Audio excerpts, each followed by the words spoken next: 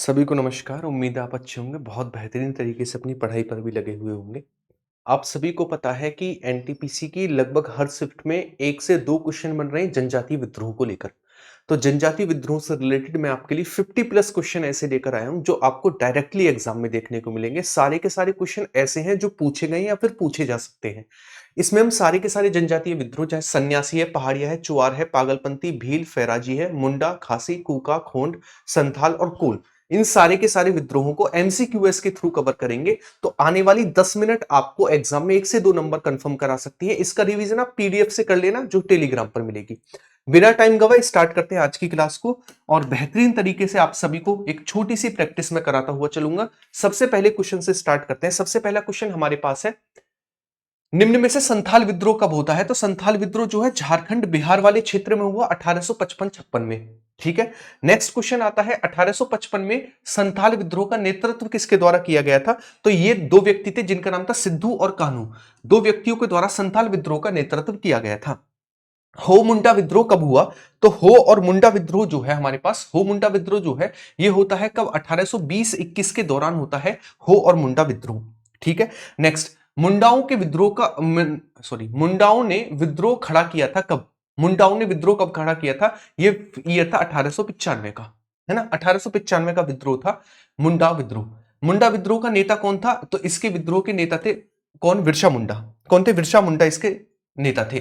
बिरसा मुंडा का जन्म कब हुआ था? तो बिरसा मुंडा के जन्म को लेकर बात करें तो इनका जन्म हुआ था 25 मार्च इनका जन्म हुआ था हमारे पास 15 नवंबर 1875 को।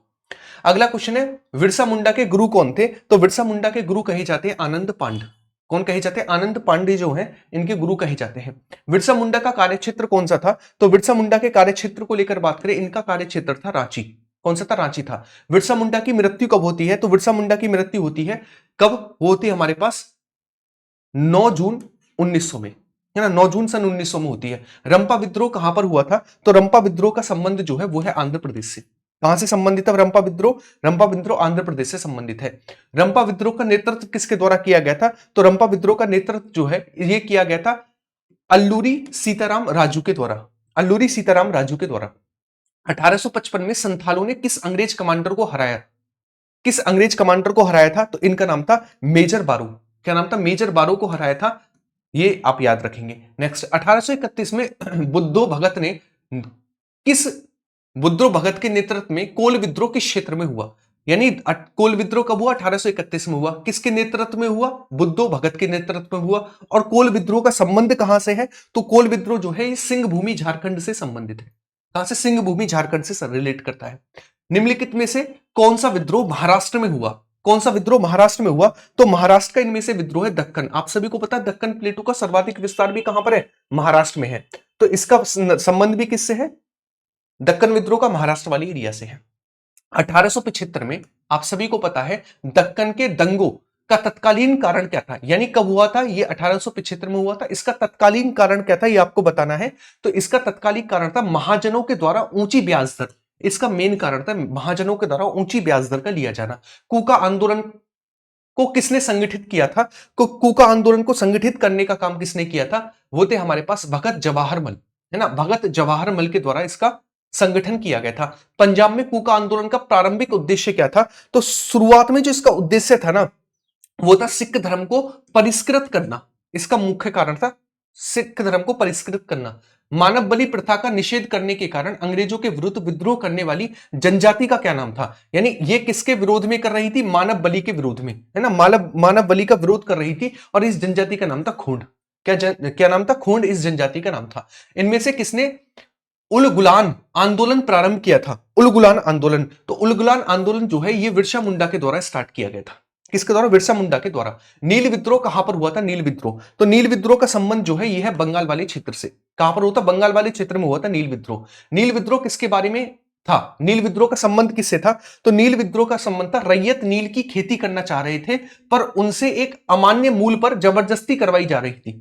अमान्य मूल पर करना तो चाह रहे थे लेकिन मान्य मूल नहीं दिया जा रहा था, अमान्य मूल पर कराई जा रही थी।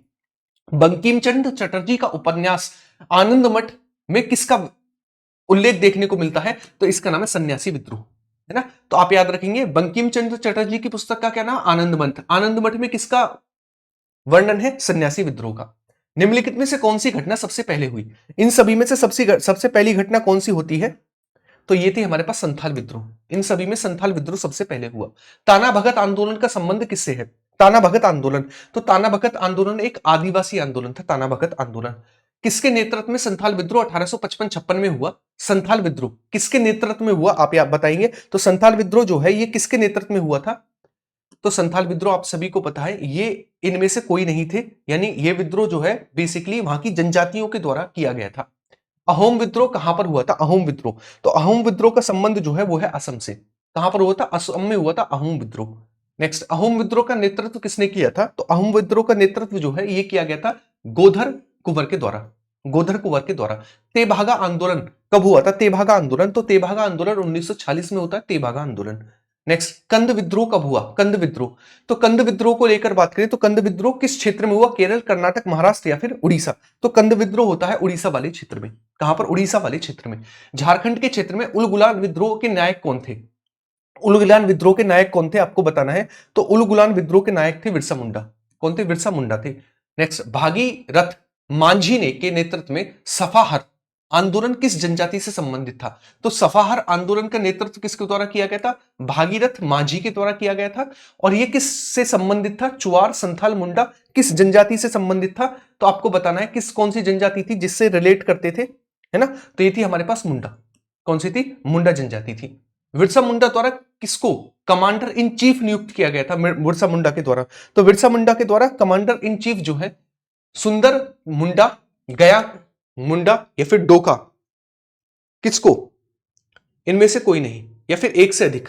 तो इनमें से सभी को नियुक्त किया गया था, एक से अधिक थे, है ना। एक से अधिक नियुक्त किए गए थे, एक नहीं था। बिहार में 1781 के विद्रोह के बारे में निम्नलिखित में से कौन सा कथन सही है? बिहार में 1781 में विद्रोह हुआ, इसके बारे में कौन सा कथन सही है आपको बताना है।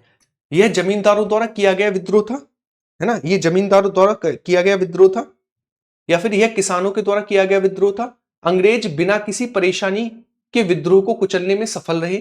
उपयुक्त में से एक से अधिक या फिर उपयुक्त में से कोई नहीं, है ना। तो आप सभी को पता होना चाहिए यह हमारे पास किसानों के द्वारा किया गया एक विद्रोह था बिहार में 1781 में। छोटा नागपुर क्षेत्र में के मुंडा और संथाल निम्नलिखित में से किस पेड़ की पूजा करते थे? ये करते थे कदम्ब की पूजा। किसकी? कदम्ब के पेड़ की पूजा करते थे। बिरसा मुंडा का कार्यक्षेत्र कौन सा था? कार्यक्षेत्र कौन सा था? इनका कार्यक्षेत्र था हमारे पास रांची।